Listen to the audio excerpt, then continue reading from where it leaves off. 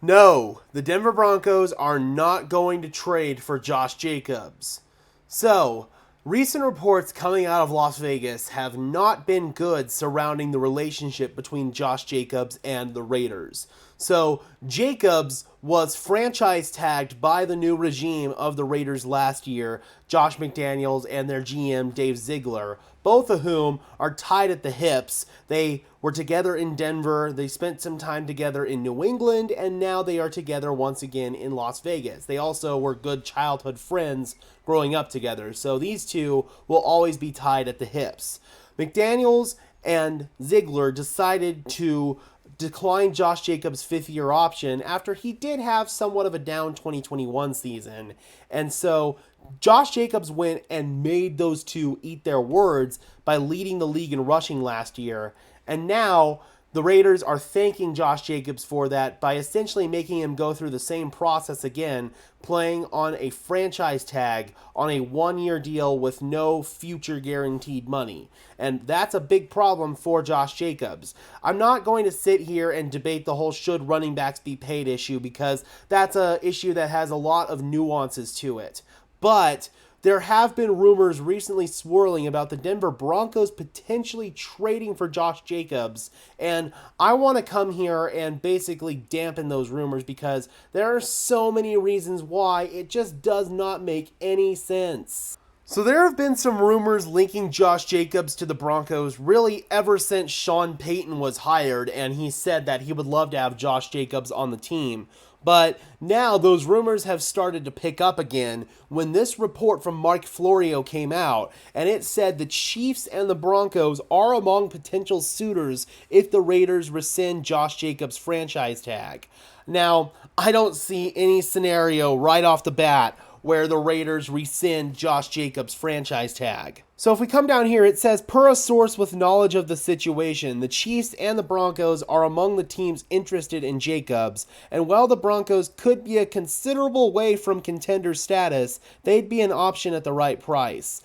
The Broncos may feel that Josh Jacobs could be the guy who takes them over that hump.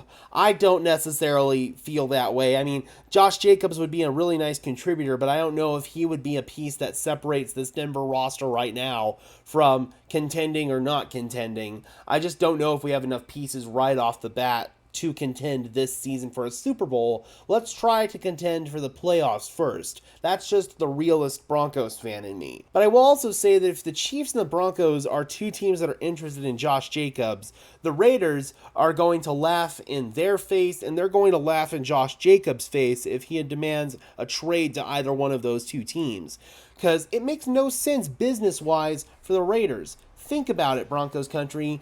If you were in the same situation and the Raiders came to you with an offer to trade for our leading rusher, let's just say it was Javonte Williams, if he were someone who led the league in rushing last season, would you do business with your most hated division rival even though they're maybe not expected to be a contender next year? Hell no, you wouldn't, because that would directly help them win football games.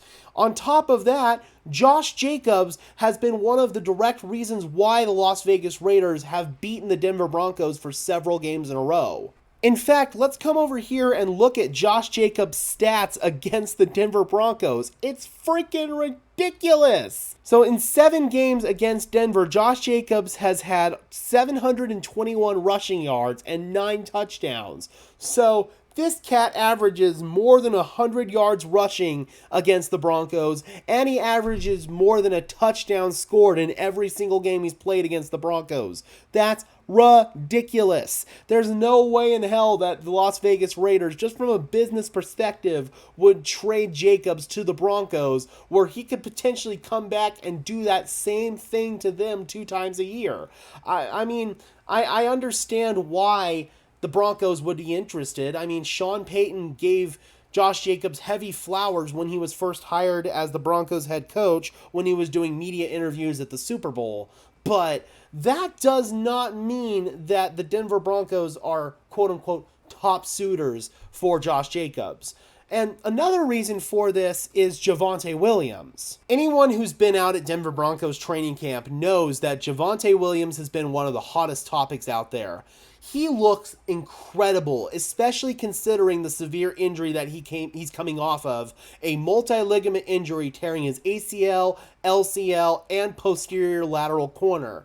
And Javonte doesn't look like he's missing a beat out there. He's cutting well, he's moving well, he's still wearing a brace, but he looks super confident, and there's no way in hell that Javonte's not going to be out there for week 1 unless he has a setback, and right now, he is not trending in the direction at all of having a setback. He looks like he's going to be ready to take the lion's share of the carries week 1. I cannot believe I'm saying that, and everybody out there in Broncos country, I mean, it's nothing short of a medical miracle how far along in his rehab Javonte Williams is right now. He's ready. The Broncos don't need Josh Jacobs right now. Yeah, he'd be a nice piece to complement Javonte Williams, but let's not forget that Josh Jacobs is also seeking to become one of the highest paid running backs in the NFL, and justly so. He led the league in rushing last year, and right now Denver's not in a position to make Josh Jacobs their RB1, and they're also not in the position to give him